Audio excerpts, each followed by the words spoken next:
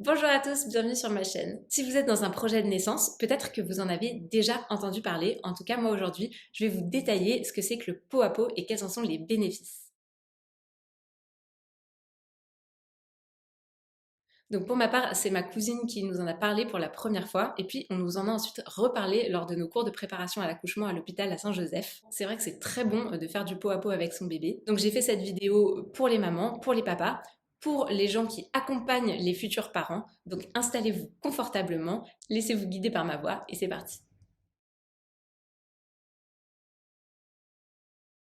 Donc le pot à pot, c'est vraiment bénéfique à plus d'un titre. D'abord, il y a une étude de l'OMS qui est parue en 2022 qui nous dit que faire du pot à pot avec un prématuré, ça a plus d'avantages que de le mettre dans une couveuse. Donc c'est vraiment pour vous montrer l'impact que ça a. D'abord, ça favorise la création du lien avec les parents parce que on le sait, le coup de foudre avec son nourrisson, ça n'arrive pas forcément. Et donc le fait de faire du pot à pot, ça va vous permettre de vous apaiser, de créer un lien et surtout de vous mettre en confiance. Pour le nourrisson, il y a aussi beaucoup de points positifs.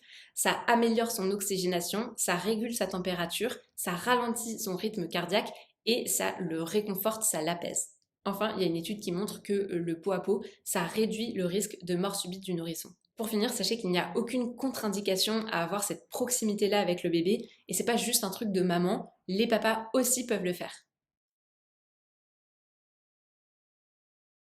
Pour la petite anecdote, moi c'est ma cousine qui m'avait glissé dans ma valise de maternité son bandeau de pot à pot et j'avais trouvé ça très touchant, très mignon. À Saint-Joseph, ça avait beaucoup fait rire aussi les sages-femmes que j'ai le bandeau de pot à pot de ma cousine. Mais donc si vous avez une âme sœur qui veut vous prêter son bandeau de pot à pot, je trouve que l'histoire, la symbolique est assez sympa à raconter. Ce qui peut être aussi pratique dans le bandeau si vous allaitez, c'est que vous pouvez faire des petits trous et lorsque vous tirez votre lait, mettre les ventouses et du coup avoir les mains libres. En tout cas, si vous voulez investir dans un bandeau, vous pouvez en trouver entre 20 et 40 euros. Mais sinon, vous pouvez demander à l'hôpital de vous en donner un. C'est gratuit et ça fait très bien le taf. Donc, dès les premières heures de vie, c'est recommandé de faire du pot à pot. Nous, on a vraiment eu de la chance parce qu'à Saint-Joseph, on a pu en faire 2 heures dans la salle de naissance.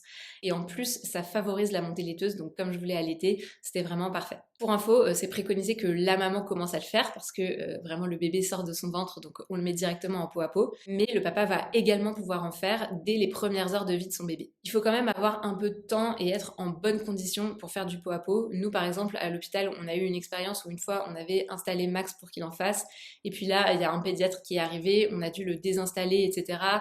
Ça lui a un peu cassé son moment, donc c'est vrai qu'il faut choisir un moment où vous savez que vous avez bien une bonne demi-heure devant vous. Je vous encourage aussi à le faire à la maison et à instaurer une petite routine. Nous, par exemple, on avait un combo qui s'appelait le combo BBP, donc biberon, bain, pot à pot. Pourquoi? Parce que comme ça, on savait qu'elle avait mangé, elle était déjà nue, donc on n'avait plus qu'à l'installer. Et on savait que c'était un moment où elle allait être détendue, zen, et qu'elle allait pas nous demander à manger tout de suite. Donc tout d'abord, vous pouvez tout à fait demander à une sage-femme de vous installer votre bébé pour le premier pot à pot que vous allez réaliser parce que vous pouvez ne pas être hyper à l'aise. Premièrement, c'est important de choisir un moment calme où vous pouvez peut-être baisser les lumières, mettre une petite musique douce.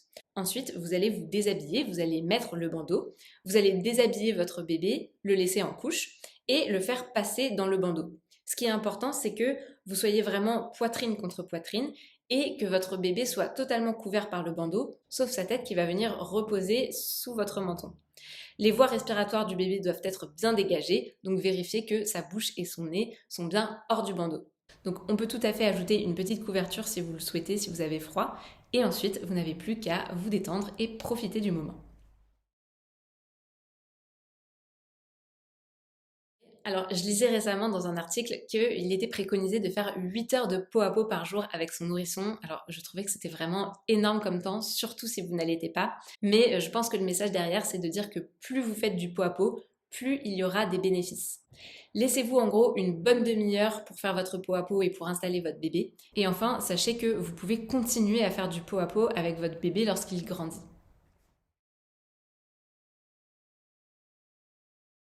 Alors je pense que vous l'aurez compris, mais j'ai adoré faire du pot à pot. C'est vrai que c'est un moment où je me sentais toujours super bien après et Clara aussi. Et pour information, Max a aussi fait beaucoup de pot à pot. Et comme en fait j'allaitais, c'est vrai que j'étais toujours beaucoup avec Clara et lui il avait un peu du mal à trouver sa place.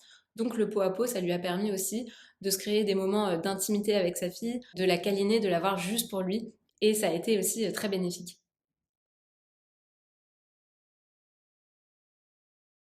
En conclusion, je vous encourage vivement à essayer cette méthode. D'ailleurs, vous pouvez tout à fait le notifier dans votre projet de naissance que vous voulez par exemple faire 1 heure de peau à peau lorsque le bébé naît. Dites-vous que chaque moment que vous allez passer avec eux, c'est une occasion de se connecter à lui, de faire connaissance, de le rassurer, de répondre à ses besoins, mais aussi de créer des jolis souvenirs avec eux.